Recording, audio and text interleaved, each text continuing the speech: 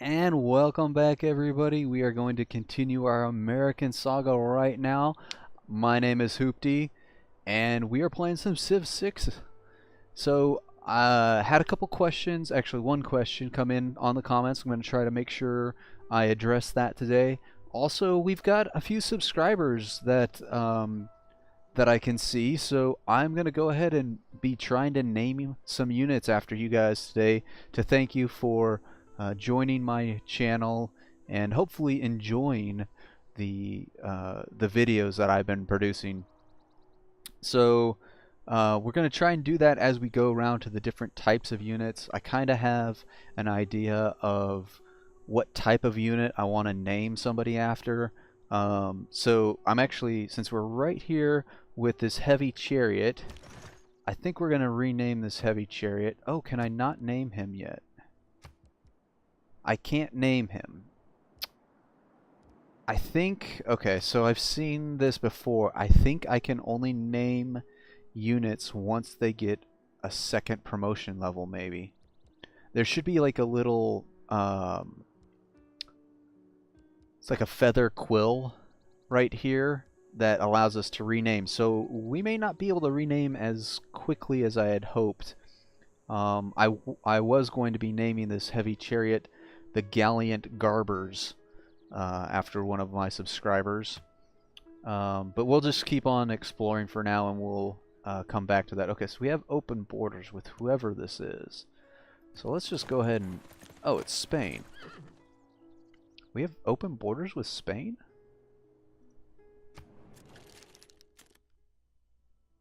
Our relationship is neutral. Oh, he may not be... He may not have...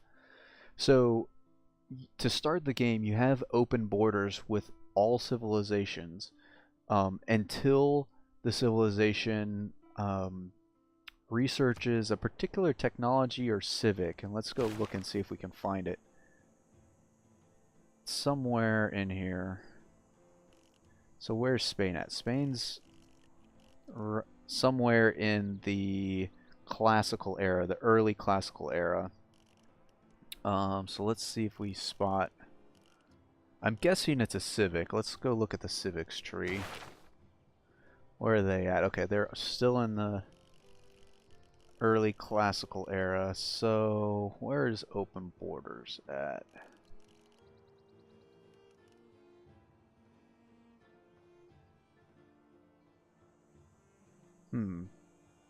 Somewhere around here, there's actually a technology that... Oh, right there. Okay, so early empire. So once you get early empire, your borders close, and other civilizations have to ask for open borders to go through your lands. So it may be that Spain has not yet actually acquired open borders, or early empire, excuse me.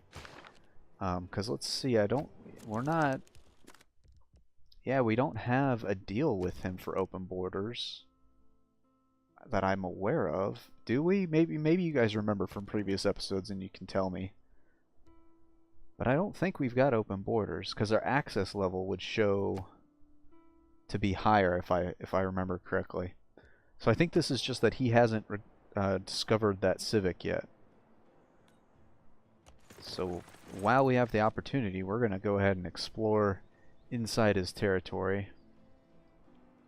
So another question came up about San Francisco and my talk of Petra. So Petra is actually, it's not technically classified as a wonder of the world, but it is an absolutely amazing work of human architecture in which, and I don't remember the civilization. I'll try to actually put a link in the video here to a Wikipedia page or something. But it is somewhere in the Middle East, an ancient civilization actually carved basically an entire city directly into the rock faces of the area. And if I remember correctly from my history, it was a major trading hub. And actually, you probably have seen it.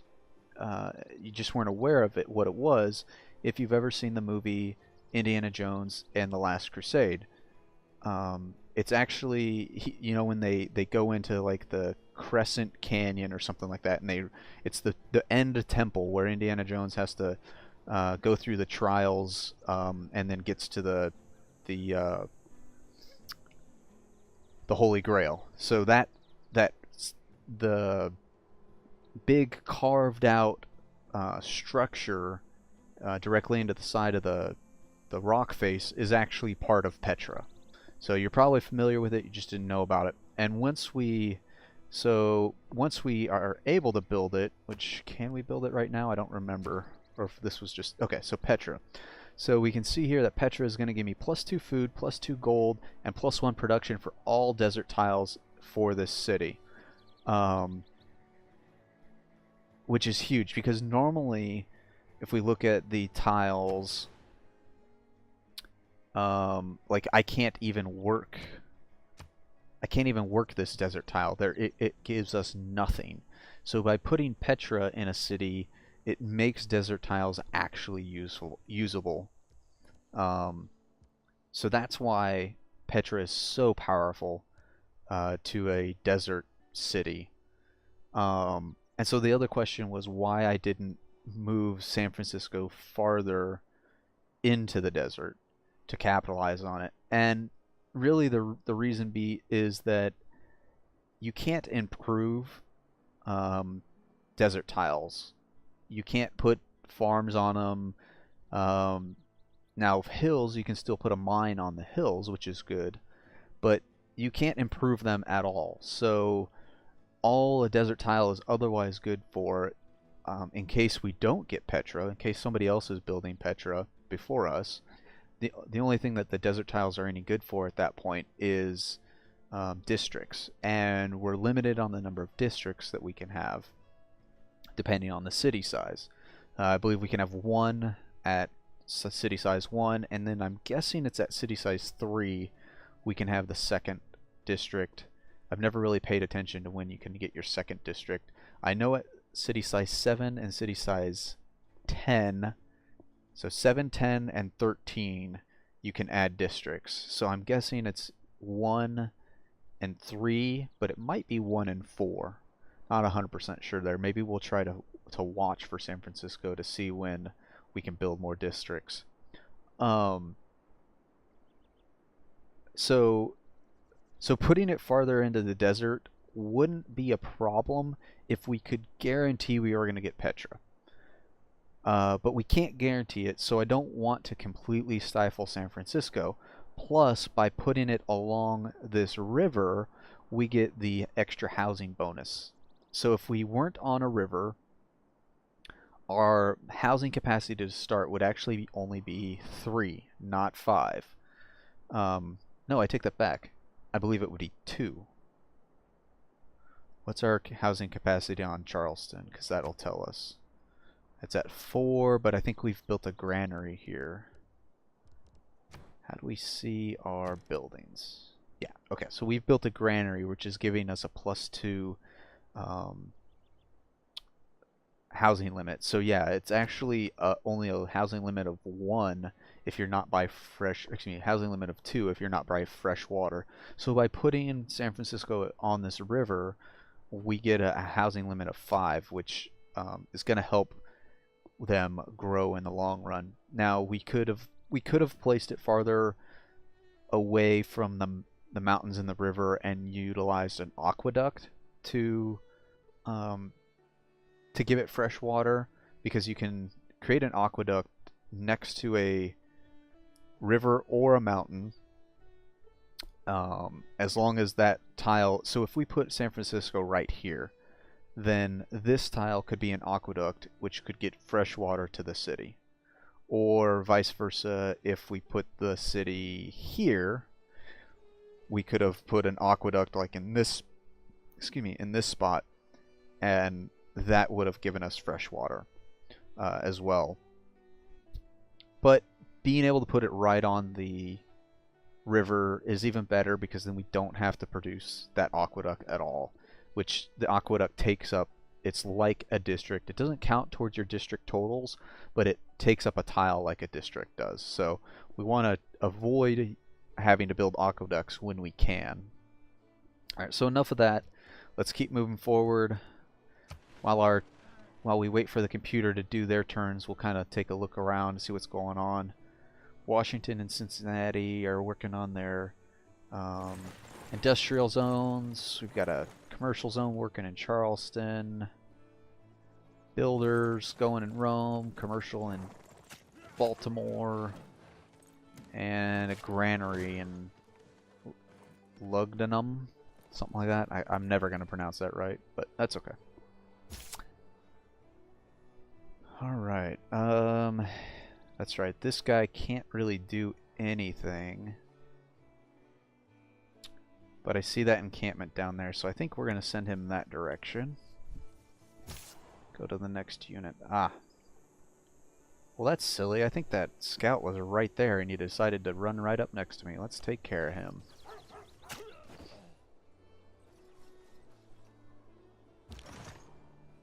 Alright, and our chariot. Oh, I gotta remember as we're popping around to look at our units to see if there's anybody that we can rename. Do we have any level 2 units? We do, so we're gonna check this spearman and see if we can rename the spearman and that swordsman maybe. Oh, he sent a delegation. Sure, why not? We'll probably send a delegation back to him as well, because that's going to help start gathering intelligence, which is kind of useful. Sometimes it's almost too much information because you'll just get line after line of intelligence that pops up right in the middle of your screen here at the start of your new turn. So let's go ahead and see. Alright, so he accepted our delegation, it looks like. So now we see our access has been changed to limited.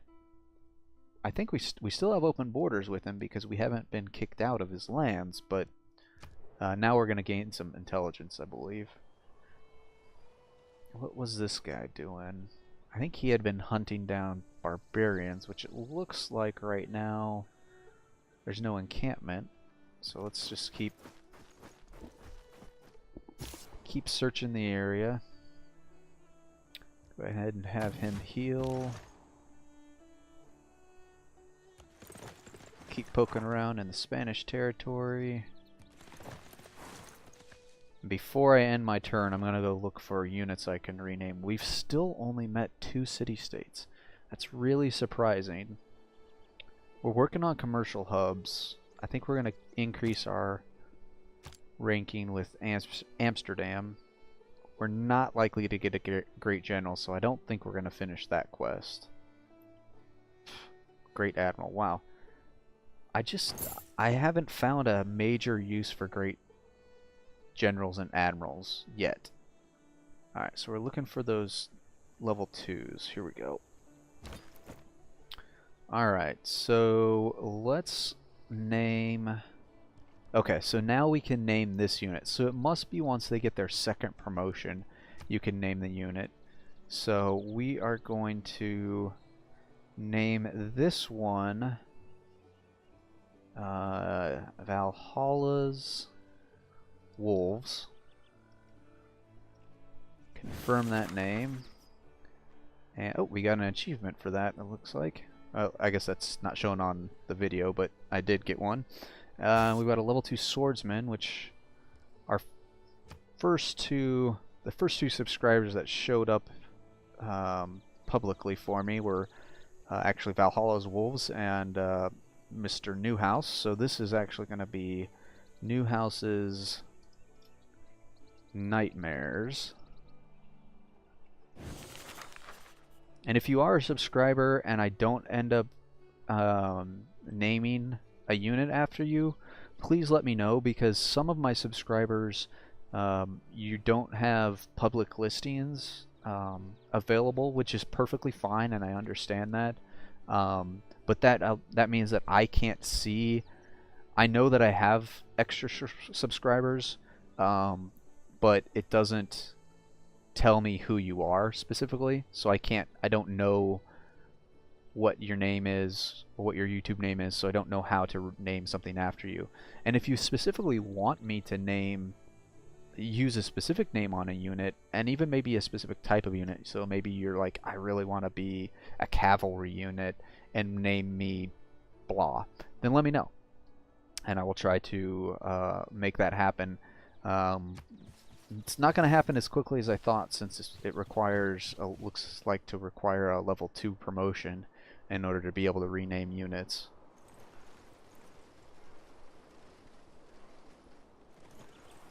But we'll try to get some more units promoted.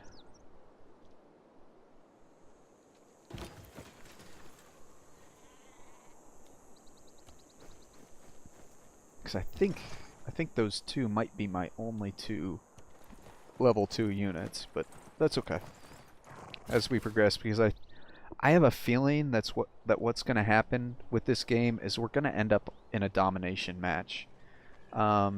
We don't have a religion, so we can't go the religious route. We could go for the later game's science victory or culture victory, but we've already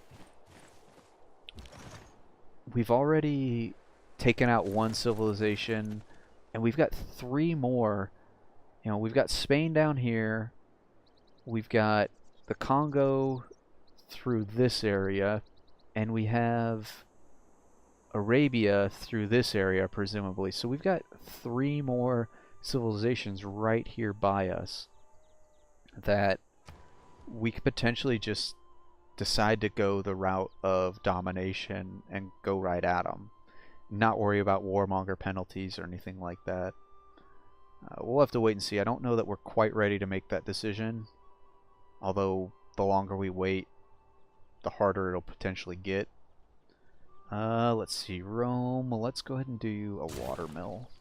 That'll be fine. Next turn. So I don't know if I let you guys know this before, but I do have a full-time job and I have a family. So getting videos out on a consistent basis is gonna be difficult. I'm actually recording this particular video the same day I'm gonna post it, which is Saturday. I'm all out. I had done a pretty good job of pre-recording a bunch of stuff to start, but life just gets in the way sometimes, and I'm not going to probably be able to keep up with my 1-a-day schedule. I'm going to do my best to keep up with it as long as I can, but there may be times where we have only 1 episode every 2 days, but then at some point maybe it'll end up being that you get episodes every day for a couple days in a row.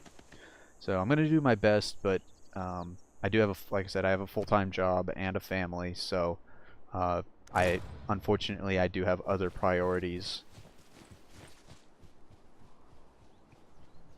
Oh, what? Wow. Stonehenge was just built? That is crazy. We're 136 turns in and Stonehenge was just built. Which that makes me wonder, because Stonehenge provides, let's take a look.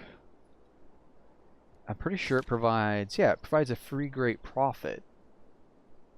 But all the religions had already been created. Yeah, so there's only a maximum of 5 religions, which I kind of like, but I kind of don't at the same time. But those religions were already founded, and a great prophet is how you found a religion.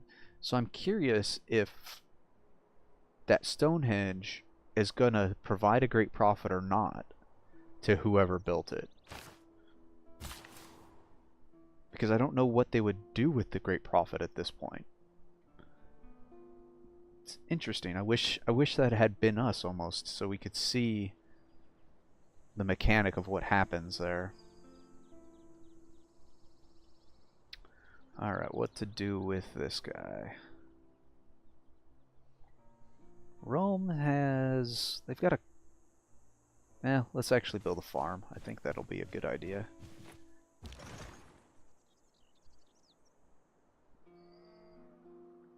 This chariot, we don't have any barbarians down here right now. I think I'm going to move this chariot down this direction though. And we'll leave this swordsman up north. Just try to cover kind of all our bases.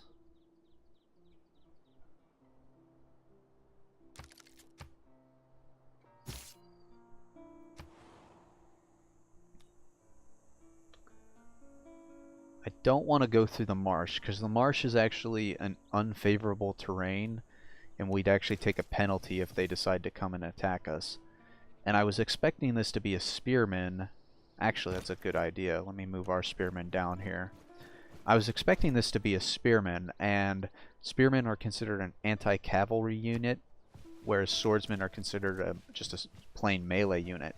And plain melee units get a bonus when attacking anti-cavalry units. Vice versa, a anti-cavalry unit, like my spearmen, get a bonus when attacking a cavalry unit, obviously. Looks like somebody else is going to probably get to this. Honest people who do not think that they have had a bargain unless. So it looks like somebody else is probably going to get that kill. Do we still not have a government change we can do? Wow. Are we working on that yet? We got to look. We really need to get into a higher level government here soon. Conscription I think is still a good idea. I don't know about the colonization anymore. Let's take a quick look. Oh, that's right. We do need to get one more settler produced down here. Mercenaries is going to be done in 6 turns. How many combat units do we have? Oh, where'd they go? You. Alright, we've got 1, 2, 3, 4, 5, 6, 7, 8. Wait, we have 8. We have 9. Oh, we've already gotten the boost for it. If I were looking at it correctly, I would have noticed that.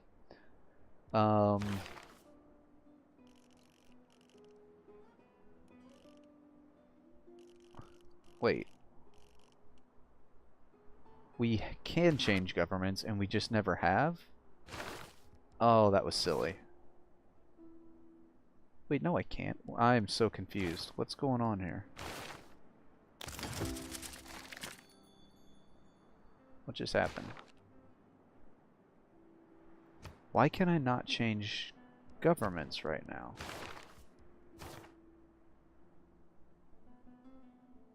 Unlocks when the... Oh, I'm silly. We have unlocked a government. They're these governments, not the other, not these. Wow. I don't know how I managed to do that. Alright, so yeah, mercenaries is probably fine. Actually, humanism may not be a bad idea either. Let's take a look at the tree real quick. We could get to monarchy, which is a militaristic mid-game government. Mont Saint-Michel is not going to help us. I do like the Merchant Republic because of the +2 trade routes. The inherent bonus here is +2 to housing with cities with medieval walls. I don't know that we're going to be building medieval walls. Legacy bonus is influence points, which isn't a bad thing, but we haven't met that many city-states. I think we're going to try to push towards exploration and get the Merchant Republic going. Alright, so I'm afraid somebody else is going to get this kill, and I really would like to earn that gold myself. So we're actually going... Oh, come on. Alright, so I really don't like the way this game kind of jumps around units. It gets kind of annoying sometimes, and I wish that they would do a better job of I don't know, staying on units in the same area, or maybe even adding like a second or two delay before it jumps to another area of the map, kind of gets disorienting. Especially if you're trying to stay in an area of the map to strategize what your next move is going to be. And when it just pops over to somewhere else, it can be a little distracting. And that is my daughter. What gunpowder did for war, the printing press has done for the mind. And so I guess that is probably a good point to stop anyway. So when we come back, we will be looking at our tech tree. I definitely want to get started on the Forbidden City here soon because of that +1 wildcard policy slot. What that's going to do for us is no matter what government type we have, we are going to get an extra wildcard policy slot down here, which is huge because, again, they're wildcard. You can use them on whatever you want, including other great people policies. So definitely want to get that one going. There's actually a wonder that goes with each of the policy types.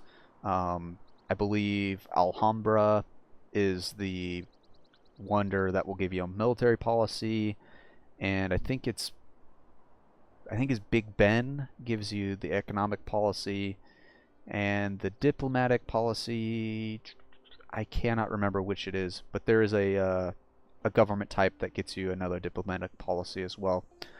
So those wonders can be highly powerful. So thank you guys so much for stopping by. Please don't forget to subscribe and like the video, and I will catch you on the flip side.